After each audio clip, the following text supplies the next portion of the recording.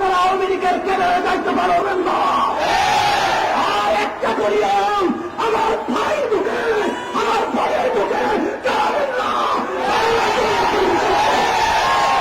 আজকে যারা রাজপথে এসেছেন, আমরাও রাস্তায় নেমেছি এবং সর্বমহলে ব্যবসায়ী, শ্রমিক, আমার রিক্সাওয়ালা ভাই এবং ছাত্রছাত্রীদের গার্জিয়ান, সর্বমহলে সর্বশ্রেণীর রাজনৈতিক সহ সবাই আমরা একত্রিত হয়ে আমার মাসুম ভাইদের, আমার বোনদের পাশে থেকে খুনিদেরকে বাংলার জমি থেকে উদ্ধার করার জন্য আমি আমার সাংবাদিক বন্ধুদেরকে বলবো, আমি আমার প্রশাসন ভাইদেরকে বলবো, আপনারা এই দেশের প্রজাতন্ত্রের দায়িত্ব পালন করেন। আপনারা আওয়ামী লীগের কেন্দ্রের দায়িত্ব পালন করবেন না। আর একটা করিয়াম আমার ভাই ঢুকে, আমার ভাইয়ের ঢুকে যাবেন না। আর সাথে সাথে আমি প্রধানমন্ত্রী সহ যারা সরকার রয়েছেন, আপনারা যারা এই খুনিদের সাথে সম্পৃক্ত, সন্ত্রাসের সাথে সম্পৃক্ত, তাদেরকে অ্যারেস্ট করার মাধ্যমে দৃষ্টান্তমূলক শাস্তি, ফাঁসি, লজ্জাবরণ তাদেরকে দেখতে চাই।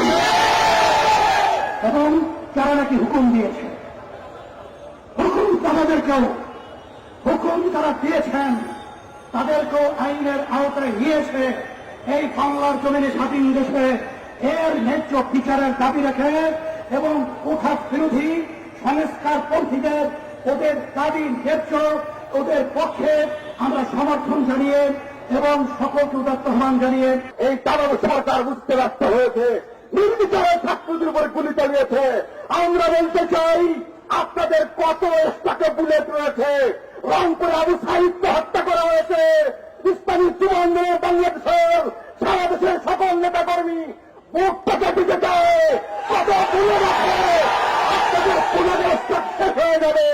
আপনারা যে দাবানল সরিয়ে দিয়েছেন, অবিলম্বে এই দাবানলের স্রোতে বঙ্গোপসাগরে ফেটে যাবে। আগামী দিন বিশ্বের চন্দ্রের আহ্বানে আন্দোলন সংগ্রাম মজবুত হবে। আন্দোলন সংগ্রামের তীব্রতা চালিয়ে দিতে হবে। পাড়ায় পাড়ায়, মহল্লায় মহল্লায় আমাদের শক্তিশালী দুর্গ গড়ে তুলতে হবে। রাজপথে উত্তাল তরঙ্গে ঢেউ উঠবে।